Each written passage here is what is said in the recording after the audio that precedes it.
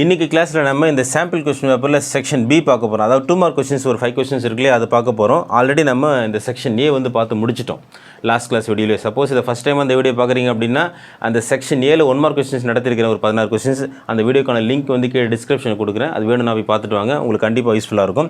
அது பேஸ்டாக உங்களுக்கு 1 மார்க் கொஸ்டின்ஸ் வந்து உங்களுக்கு காம்படிட்டிவ் எக்ஸாமுக்கு கூட வரலாம். ஓகேவா, அதுக்காக தான் சொல்கிறேன்.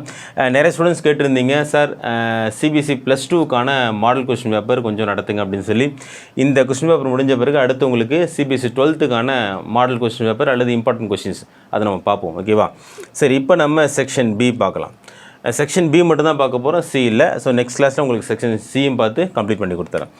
சரி, ஃபஸ்ட்டு 17th கொஸ்டின் பார்த்தீங்கன்னா, calculate the solubility of A2X3 in pure water assuming that neither kind of ion reacts with water. The solubility product of A2X3 solubility product constant is equal to 1.1 into 10⁻⁻23 கொடுத்துட்டாங்க. Question நல்லா observe பண்ணிக்கோங்க. Calculate the solubility of A2X3 தான் கேட்டிருக்காங்க. A2X3 உடைய solubility நம்மளை calculate பண்ண சொல்கிறாங்க. அது பியூர் வாட்டரில் தான் சாலிபிள் ஆகுது. அது ஒரு விஷயத்தை நமக்கு ரிமெம்பர் பண்ணுறாங்க என்ன அப்படின்னா, assuming that neither kind of ions react with water. வாட்டரோட எந்த அயான்ஸ் வந்து ரியாக்ட் பண்ணுறது கிடையாது. So solubility product of A2X3 KSP = 1.1 into 10⁻⁻23 அதோட கான்ஸ்டன்ட் கொடுத்துட்டாங்க. நம்மளை சாலிபிலிட்டி கால்குலேட் பண்ண சொல்கிறாங்க. இது எப்படி சால்வ் பண்ணுறது அப்படின்னு பார்க்கலாம். நம்ம டெக்ஸ்ட் புக்கில் நம்ம கான்செப்ட்லாம் படிச்சிருந்தாலும் கூட இந்த மாதிரி கொஸ்டின் கேட்கும்போது இந்த மாதிரி கொஸ்டின் வைஸ் நீங்கள் ப்ராக்டிஸ் பண்ணும்போது உங்களால் ஆன்சர் பண்ண முடியும். ஓகேவா, கான்செப்ட் தெரியணும். கான்செப்ட் இல்லாமல் நமக்கு டெக்னிக்கோ அல்லது ட்ரிக்ஸோலாம் நமக்கு ஞாபகத்துக்கு வராது. ஸோ கான்செப்ட் கண்டிப்பாக படிச்சு தான் ஆகணும். சரியா, இப்போ நம்ம இதை எப்படி சால்வ் பண்ணுறதுன்னு பார்க்கலாம். இப்போது A2X3 இல்லையா, ஸோ A2X3 எப்படி வந்து உங்களுக்கு அயனைஸ் ஆகிருக்கு அப்படின்னா 2A 3 + 3x2 - சொல்லலாம். இது என்ன சார் எனக்கு புரியல அப்படின்னு கேட்டிங்கன்னா, A2X3 அப்படிங்கிறது A அப்படிங்கிறது ஏதோ ஒரு சம் எலமெண்ட், அதில் X அப்படிங்கிற ஒரு எலமெண்ட் பாண்டிங்கில் இருக்காங்க. 2A இருக்காங்க, 3x இருக்காங்க. இந்த X அப்படிங்கிறது கண்டிப்பாக ஒரு ஹாலஜனாக தான் இருக்கும். என்ன ஹாலஜன் நமக்கு தெரியாது, பட் ஒரு ஹாலஜன். ஸோ அப்படி பார்க்கும்போது ஒரு கண்டிப்பாக எலக்ட்ரானை கெயின் பண்ணுவார் இல்லையா. ஸோ அப்படி பார்த்தீங்கன்னா இவர் எலக்ட்ரோ பாசிட்டிவாக இருக்கார், எலக்ட்ரோ நெகட்டிவாக இருக்கார். அந்த கெஸ்ஸிங்கில் A பார்த்தீங்கன்னா 3 எலக்ட்ரானை எக்ஸ்ட்ரா லாஸ் பண்ணியிருப்பார். ஸோ அப்போ 3+ கொண்டு வந்துடுறோம். X பார்த்தீங்கன்னா 2 எலக்ட்ரானை விட்டு கெயின் பண்ணியிருப்பார். ஸோ அதில் 2- கொண்டு வந்துடும். ஓகேவா, 3x 2- கொண்டு வந்துடும். இப்போ நம்ம சாலிபிலிட்டி ப்ராடக்ட் கான்ஸ்டன்ட் எழுதுவோம். அப்படி பார்த்தீங்க அப்படின்னா KSP = என்ன வரும் அப்படின்னா A3+ ⁻2 தென் x2 - ⁻3 = 1.1 into 10⁻⁻23 கொடுத்துருந்தாங்க இல்லையா. அதான் கொஸ்டினில் கொடுத்துருங்க. ஏன்னா சாலிபிலிட்டி ப்ராடக்ட் கான்ஸ்டன்ட் அதான் கொடுத்துருந்தாங்க. அது ஈக்குவல் டுல கொண்டு வந்துடுங்க. நெக்ஸ்ட் என்ன செய்கிறீங்க அப்படின்னா, if S is the solubility of A2X3 அப்படின்னா அது எப்படி எழுதலாம்னா A3+ = 2s எடுத்துக்கலாம். அதே மாதிரியே x2- இருக்காங்க இல்லையா, அது எப்படி எடுத்துக்கலாம்னா 3s எடுத்துக்கலாம். சரியா, இது நீங்கள் புரியுதா உங்களுக்கு? S அப்படிங்கிறது சாலிபிலிட்டி ஆஃப் A2X3 எடுத்துக்கிட்டோம் அப்படின்னா இந்த A3+ அப்படிங்கிறது இந்த S எப்படி எடுத்துக்கணும், இந்த பவர் 2 இருக்கு இல்லையா, அதை 2s எடுத்துக்கிறோம். இங்கே உடைய பவர் 3 இருக்கு இல்லையா, x2- = 3s எடுத்துக்கிறோம். சரியா, இப்போ நம்ம solubility product constant is equal to இந்த வேல்யூ இருக்காங்க இல்லையா, இந்த வேல்யூ வந்து இப்போ இங்கே சப்ஸ்டிட் பண்ணுங்கள் ரெண்டு இடத்துலையும். சரியா, அப்போது 2s² into 3s³ வருமா? இந்த வேல்யூ இங்கே கொண்டு வந்துடுங்க, இவர் இங்கே கொண்டு வந்துடுங்க. ஸோ அப்படி பார்த்தீங்கன்னா 2s இங்கே வந்துடுவாங்க, 3s இங்கே வந்துடுவாங்க. ஸோ 2s² into 3s³ வருமா? = அதே சமயத்தில் என்ன கொண்டு வந்துடுங்க, இங்கே 1.1 into 10⁻⁻23 கொண்டு வந்துகிட்டே இருங்க. ஸோ அப்படி பார்த்தீங்கன்னா உங்களுக்கு என்ன வரும்னா 108s⁵ = 1.1 into 10⁻⁻23 வரும் இல்லையா. 108 இது 2 power 2 3 power 3 அப்படி பார்த்தீங்கன்னா 108 s power 5 s power 5 அப்படிங்கிறது இந்த எஸ்ஸுக்கான 2 எஸ்க்கான 3 இருக்கு இல்லையா, அதை வந்து நம்ம அப்படியே ப்ளஸ் பண்ணிக்கிறோம். இதை நம்ம பவர் பண்ணுறோம். ஏன்னா நம்ம நியூமரிக்கல் வேல்யூ இருக்குல்ல 2 power 2 3 power 3 பார்க்கும்போது மல்டிப்ளிகேஷன் பண்ணி 108 வந்துச்சு. So 108 s power 5 is equal to 1.1 10 power minus 23 வந்திருக்காங்க. இப்போ நெக்ஸ்ட் ஸ்டெப் என்ன செய்கிறோம் அப்படின்னா இன்னும் மினிமைஸ் பண்ணணும். அப்போ என்ன செய்கிறோம் அப்படின்னா ஸோ s power 5 எஸ்ஸை வெளியில் கொண்டு வந்துடும். ஏன்னா நம்ம சாலிபிலிட்டி தான் கால்குலேட் பண்ண போகிறோம் இல்லையா. So s power 5 is equal to 1.1 into 10 power minus 23 divided by 108. So அப்படி பார்த்தீங்கன்னா s power 5 is equal to என்ன வரும் அப்படின்னா 1 into 10 power minus 25 கிடைக்கும். ஓகேவா, 1 into 10 power minus 25 கிடைக்கும். இப்போது நெக்ஸ்ட் ஸ்டெப் என்ன செய்கிறோம் அப்படின்னா சிம்பிளிஃபிகேஷன் பண்ண போகிறோம். இது s power 5 இருக்குது, இதுக்கு minus 25 5 5 25 வரும் இல்லையா. So s is equal to 1 into 10 power minus 5 கொண்டு வந்துடலாமா. அப்போ இதுதான் சாலிபிலிட்டி ஆஃப் A2X3 அப்படிங்கிறது. ஓகேவா, இப்போ உங்களுக்கு புரியுன்னு நினைக்கிறேன். இங்கே A2X3 எப்படி அயனைஸ் ஆகிருக்குன்னு பாருங்கள். அதுக்கப்புறம் சாலிபிலிட்டி கான்ஸ்டன்ட் கொண்டு வந்துட்டே இருங்க. இஃப் S அப்படிங்கிறது சாலிபிலிட்டி ஆஃப் A2X3 அப்படின்னா அதுக்கான ஃபார்முலா சப்ஸ்டிட்யூட் பண்ணி கடைசியாக நமக்கு கிடைக்கக்கூடிய வேல்யூ தான் பார்த்தீங்கன்னா s is equal to 1 into 10 power minus 5. ஓகேவா, இதுதான் இதுக்கான ஆன்சர். சரியா, ஸோ இதுக்கான கால்குலேட் இருக்காங்க இல்லையா, இதுதான் இதுக்கான ஆன்சர். நெக்ஸ்ட் 18th கொஸ்டின் பார்த்தீங்கன்னா the electron gain enthalpy of bromine is 3.36 electron volt. How much energy in kilocalories is released when 8 gram of bromine is completely converted to bromine minus ions in the gaseous state? அதே சமயத்தில் 1 electron volt is equal to kilocalorie எவ்வளோன்னு கொடுத்துட்டாங்க. நம்மளை என்ன calculate பண்ண சொல்கிறாங்க அப்படின்னா அந்த என்தால்பி ரிலீஸ் ஆகுதில்ல எலக்ட்ரான் கெயின் என்தால்பி அப்படின்னு சொல்லும்போது எலக்ட்ரானை ஒரு எலிமெண்ட் கெயின் பண்ணும்போது அதாவது ஹாலஜன் ஆட்டம் கெயின் பண்ணும்பொழுது எனர்ஜியை ரிலீஸ் பண்ணுறாங்க. அந்த எனர்ஜியை நம்ம கிலோ கேலரியில் கால்குலேட் பண்ண சொல்கிறாங்க. பட் இவங்க நமக்கு எலக்ட்ரான் கெயின் என்தால்பியோட புரோமின் வந்து 3.36 எலக்ட்ரான் வோல்ட்னு கொடுத்தாங்க. எலக்ட்ரான் வோல்ட்டில் கொடுத்துருக்காங்க. அதை நம்மளை கிலோ கேலரியாக கன்வெர்ட் பண்ண சொல்கிறாங்க. பட் எவ்வளோக்கு 8 கிராம் ஆஃப் புரோமினுக்கு 1 electron volt is equal to எவ்வளோ கிலோ கேலரின்னு கொடுத்துட்டாங்க. அவங்க எலக்ட்ரான் வோல்ட்டில் கொடுத்துட்டாங்க, நம்மளை கிலோ கேலரியில் கன்வெர்ட் பண்ண சொல்கிறாங்க.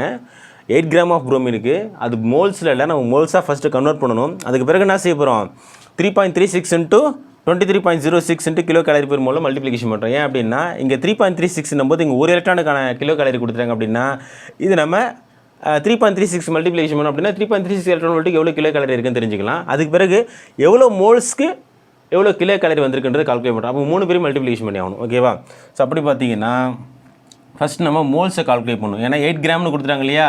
எப்படி மோல் கால்குலேட் பண்ணுவோம், பொதுவாக mass divided by molar mass. அப்படின்னா 8 டிவைடட் பை மோலார் மாஸ் என்ன புரோமினுக்கு பார்த்தீங்கன்னா 80 வரும். ஸோ ஓகேவா, ஸோ அப்படி பார்த்தீங்கன்னா 0.1 மோல் வரும். 0.1 mole.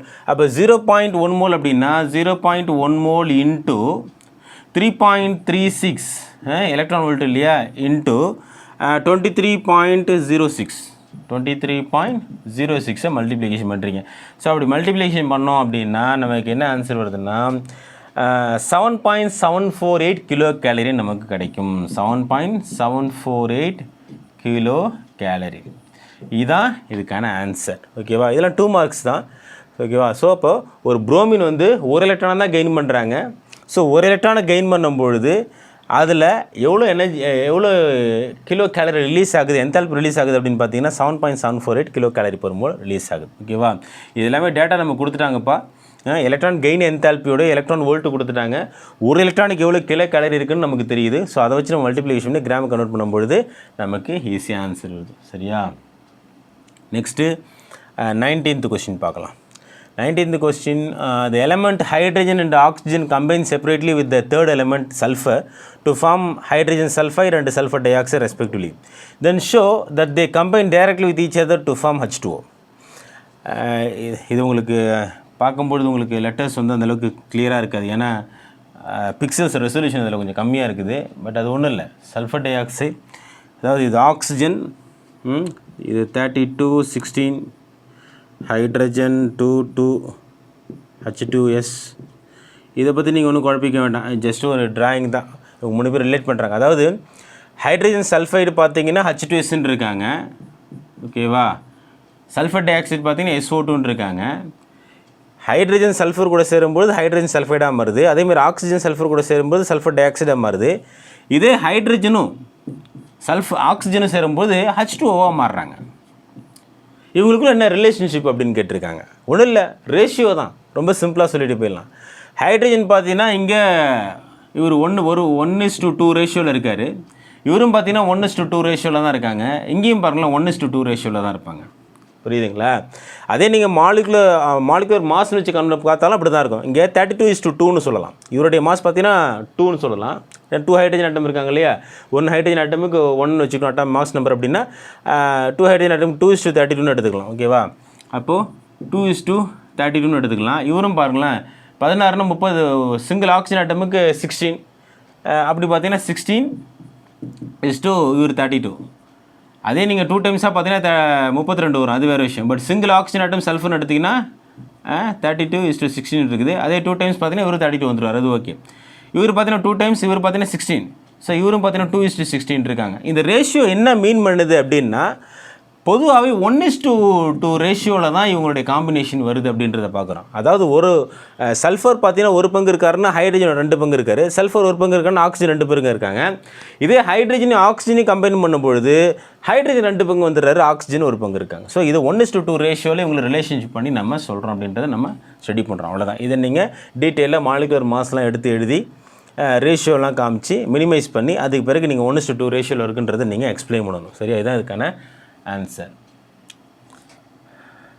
Next, write the structure and IUPAC names of the different structural isomers of alkenes corresponding to C5H10. C5H10 methane, ethane, propane, butane, pentane. ஓகேவா? So pentane தான் structure. ஆனால் டிஃப்ரெண்ட் அல்கீனாக இருக்காங்க, different isomer structure எழுத சொல்கிறாங்க. அப்போது different isomer structure பண்ணி நம்ம அவருக்கு நேமிங் பண்ண சொல்கிறாங்க. நாமன்கிளேச்சரும் நம்மளே பண்ண சொல்லிடுறாங்க. ஸோ அது இப்போ நம்ம பார்க்கலாம். அப்படி பார்த்தீங்கன்னா இங்கே எழுதுவோம் மீத்தேன்,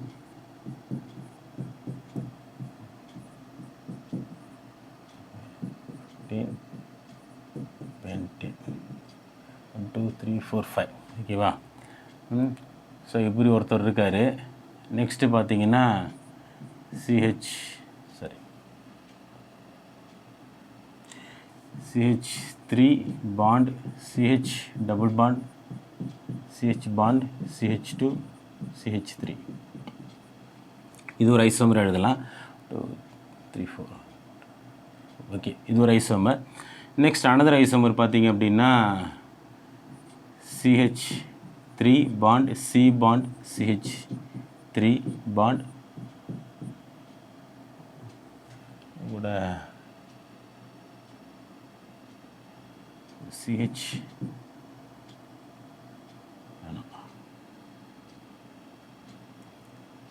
இங்கே கொண்டு வந்துடும் டபுள் பாண்டை. CH 1 2 3 4 5 இங்கே கொண்டு வந்துடுமா? Ethane, ethane, propane, butane, pentane. So வேலன்ஸ்லாம் கரெக்டாக இருக்கான்னு பார்த்துக்குங்களேன். 2 3 4. ஓகே, இது ஒரு ஐசோமர்னு கொண்டு வரலாம். நெக்ஸ்ட் ஒன் மோர் ஐசோமர் பார்த்தீங்க அப்படின்னா, ஸோ 1 2 3. அனதர் ஐசோமர் பார்த்தீங்கன்னா CH3 பாண்ட், CH3 ஹைட்ரஜன் கொண்டு வந்துடுவோம். இங்கே CH டபுள் பாண்ட் CH2 கொண்டு வந்துடுவோம். இது ஒரு ஐசோமர் சொல்லலாம் இல்லையா? Ethane, propane, butane, pentane. Okay, next one more isomer கொண்டு வரணும் இல்லையா? ஸோ அப்படி பார்த்தீங்கன்னா CH3 பாண்ட், டபுள் பாண்ட் இங்கே கொண்டு வந்துடுவோம். C பாண்ட் CH3, CH2, இது ஒரு ஐசோமர். ஓகேவா? 1 2 3 4. ஸோ ஒரு 4 ஐசோமரிக் ஸ்ட்ரக்சரை கொண்டு வந்திருக்கிறோம். இது பார்த்தீங்கன்னா methane, ethane, propane, butane, pentane. So pent 1 இதை நம்ம என்ன சொல்கிறோம் அப்படின்னா பென்ட் 1 அப்படின்னு சொல்லலாம். இதை பென்ட் 2 சொல்லலாம். இதை பென்ட் 2 அப்படின்னு சொல்லலாம்.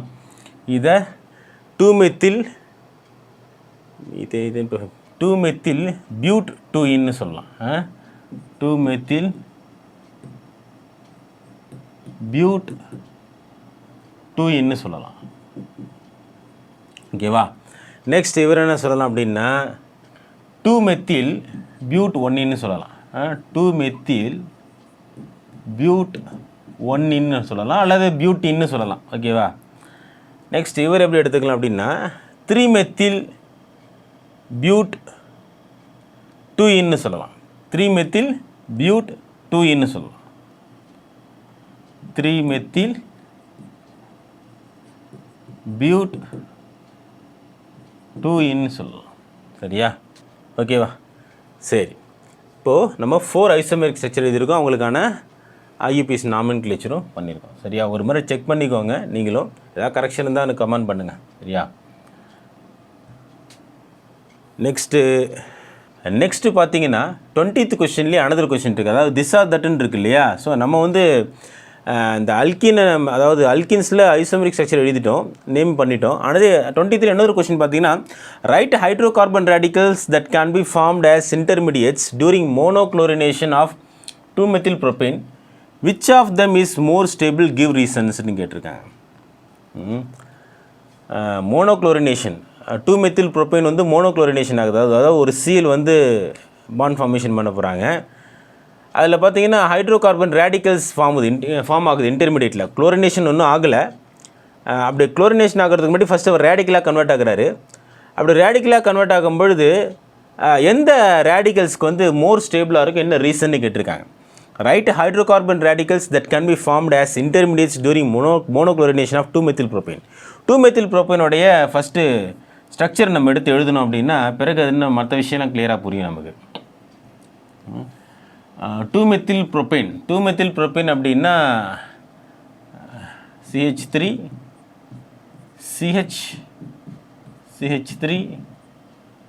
CH3 ஓகேவா? Methane ethane propane butane two methyl methane propane two methyl propane. சரி, இப்போ இதில் பார்த்தீங்கன்னா மோனோக்ளோரினேஷன் நடக்கிறதுக்கு வாய்ப்பு இருக்குதுன்றாங்க. இதில் ரேடிக்கல்ஸ் 2 டைப்ஸ் ஆஃப் ரேடிக்கல்ஸ் வரதுக்கு வாய்ப்பு இருக்குது. எங்கே அப்படின்னா ஒன்று CH3ல் ஒரு ஹைட்ரஜனுக்கு பதிலாக ஒரு சிஎல் வரணும், அல்லது இங்கே இருக்கக்கூடிய சென்ட்ரல் கார்பன் இருக்காங்களே இதில் இருக்கக்கூடிய ஹைட்ரஜனுக்கு பதிலாக ஒரு சிஎல் வரணும். இதை தவிர்த்து வேறு எப்படி வந்தாலும் எல்லாம் ஒரே மாதிரி தான் இருக்கும். இங்கே நீங்கள் ஒரு சிஎல் கொண்டு வந்தாலும் சரி, இங்கே ஒரு சிஎல் கொண்டு வந்தாலும் சரி, ஸ்ட்ரக்சர் பொறுத்தவரை ஒரே மாதிரி தான் இருக்கும். அப்போ 2 ரேடிக்கல்ஸ் தான் பாசிபிள் இல்லையா? ஸோ ஃபஸ்ட்டு ஸ்ட்ரக்சர் பார்த்தீங்கன்னா சி ரேடிக்கல் ஒன்று இருக்கும். இங்கே ஒரு ரேடிக்கல்ஸ் இருக்கணும், CH3 தென் CH3, இது ஒரு ரேடிக்கல்ஸ். அனதர் பார்த்தீங்கன்னா CH3 CH bond CH3 CH2 அப்படிங்கிறது ஒரு ரேடிக்கலாக இருக்கும். இந்த கார்பன் ஒரு ரேடிக்கலாக இருக்கும். புரியுதுங்களா? ஸோ இது ஒரு ரேடிக்கல், இது ஒரு radical. So 2 types of radicals தான் இருக்கணும். இதை ஃபஸ்ட்னு வச்சுப்போம், ஃபார் எக்ஸாம்பிள் இது செகண்ட்னு வச்சுப்போம். இதில் யாருக்கு ஸ்டெபிலிட்டி அதிகமாக இருக்குன்னு நினைக்கிறீங்க? பொதுவாக பார்த்தீங்கன்னா இந்த மாதிரி கண்டிஷனில் எந்த கார்பனுக்கு ஹைப்பர் கான்ஜுகேஷன் எஃபெக்ட் அதிகமாக இருக்கும் அந்த கார்பன் தான் ஹை ஸ்டெபிலிட்டியாக இருக்கும். இங்கே ஹைப்பர் கான்ஜுகேஷன் அப்படிங்கிறது நம்ம ஆல்ரெடி பார்த்துருக்குறோம். ஹைப்பர் கான்ஜுகேஷன் எஃபெக்ட் பார்த்தீங்கன்னா இங்கே ஒரு மெத்தில் இருக்காங்க, 2-மெத்தில் 3-மெத்தில் குரூப் இருக்காங்க. ஸோ 3-மெத்தில் குரூப் என்ன செய்கிறாங்க, அதில் கூட hydrogen atom hyperconjugation effect மூலிமா இந்த சென்டரில் கூடிய கார்பனை ஸ்டெபிலைஸ் பண்ண முடியும். ஸோ நிறைய பேர் சப்போர்ட் பண்ணுறாங்க, ஏன்னா கார்பனில் வந்து இவருக்கு அதிக அளவில் அவருக்கு சப்போர்ட் கிடைக்கிது. பட் இங்கே பார்த்தீங்கன்னா அப்படி இல்லை. இங்கே ஜஸ்ட் ஒரு ரேடிக்கல் மட்டும்தான். இங்கே இருக்கக்கூடிய அந்த ஃபஸ்ட்டு கார்பன் ஆட்டமில் பார்த்தீங்கன்னா ஹைப்பர் கான்ஜுகேஷன் எஃபெக்ட் வந்து ஒன் சைடில் மட்டும்தான் கிடைக்கிது. ஸோ அப்படி பார்த்தீங்கன்னா யாருக்கு ஸ்டெபிலிட்டி அதிகமாக இருக்கும் அப்படின்னா ஹைப்பர் கான்ஜுகேஷனை பொறுத்தளவில் இவருக்கு தான் ஸ்டெபிலிட்டி அதிகமாக இருக்கும் ஃபஸ்ட்டு ஸ்ட்ரக்சருக்கு. ஸோ அப்படி பார்த்தீங்கன்னா இவருக்கு தான் ஹை ஸ்டேபிள்னு சொல்கிறோம். இதான் ரீசன், வேறு ஒன்றும் கிடையாது. Because of hyperconjugation effect பேசிஸில் இங்கே இருக்கக்கூடிய டேர்ஷியரியில் தான் உங்களுக்கு ஸ்டெபிலிட்டி அதிகமே தவிர பிரைமரியில் உங்களுக்கு அந்த அளவுக்கு கிடையாது அப்படின்றோம். புரியுதுங்களா?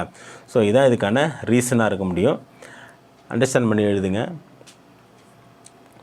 Next prove that the density of nucleus is constant. Prove that the density of the nucleus is கான்ஸ்டன்ட்னு சொல்கிறாங்க. நியூக்ளியஸ் வந்து கான்ஸ்டன்ட்னு சொல்லி ப்ரூஃப் பண்ணுறதுக்கு ஒரு வழி இருக்கான்னு கேட்குறாங்க. மேத்தமெட்டிக்கலாக தான் நம்ம ப்ரூஃப் பண்ணுறோம்.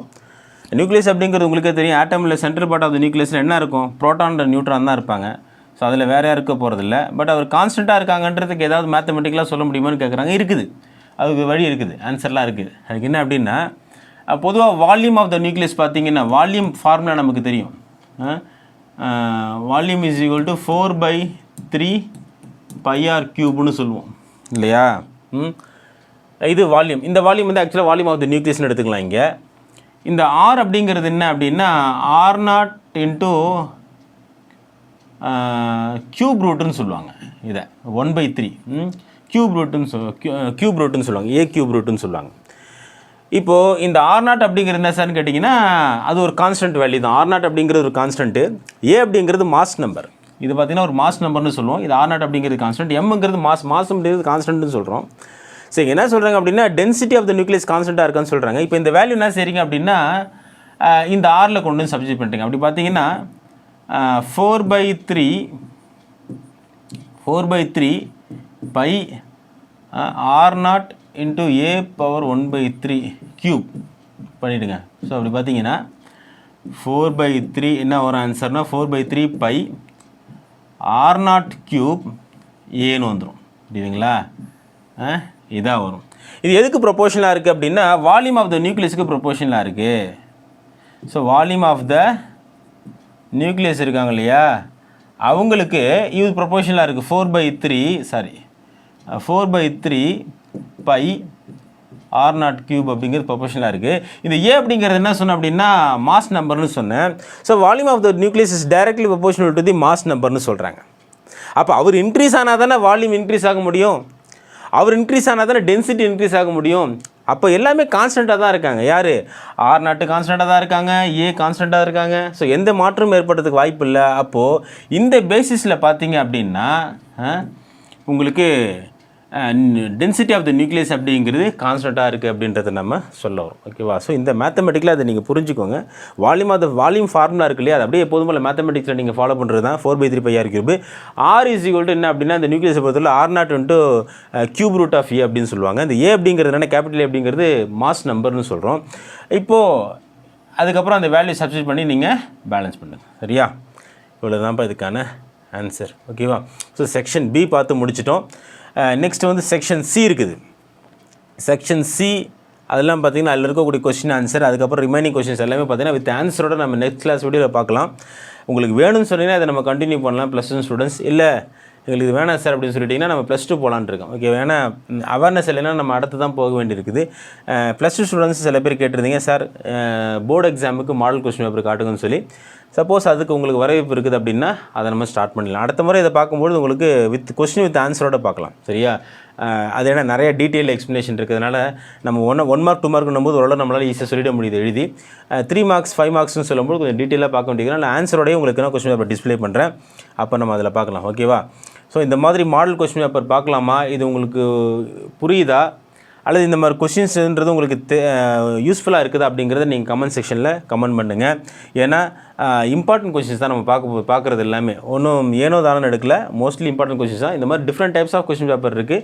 ஸோ எல்லாமே நம்ம பார்க்கலாம். உங்களுக்கு போர்டு எக்ஸாம் நெருங்கிறதுக்குள்ளே +2 ஸ்டூடெண்ட்ஸ் நீங்கள் கேட்டிங்க அப்படின்னா நம்ம அதெல்லாம் ரிவைஸ் பண்ணலாம். ஓகேவா? ஸோ நெக்ஸ்ட் வீடியோவில் பார்க்கலாம். நன்றி.